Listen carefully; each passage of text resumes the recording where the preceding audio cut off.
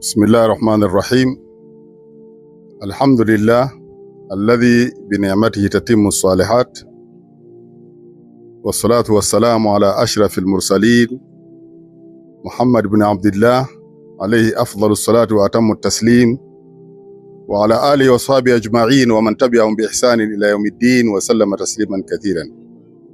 Amma ba'd, take this opportunity first of all and foremost to thank our brothers from Insan International Charitable Organization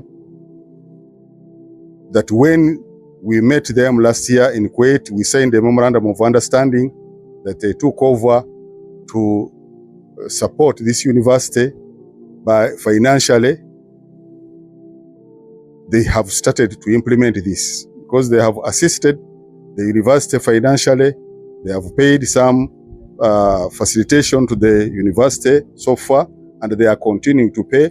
And now this development of our brother, our lead, Sharad, just by himself committed to constructing another block, lecture block of 8 lecture halls.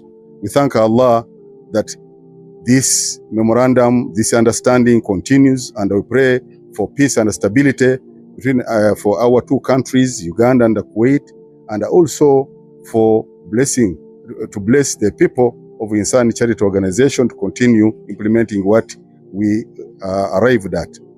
I thank the Chancellor of this university, Dr. Idris, for the follow-up, because he has been following up day and night to see that this memorandum we signed bears its fruits. We are here to witness this groundbreaking of the new block, and we pray that it is concluded in the time promised of 3 months, so that by the next intake, the next academic year, it can help our students.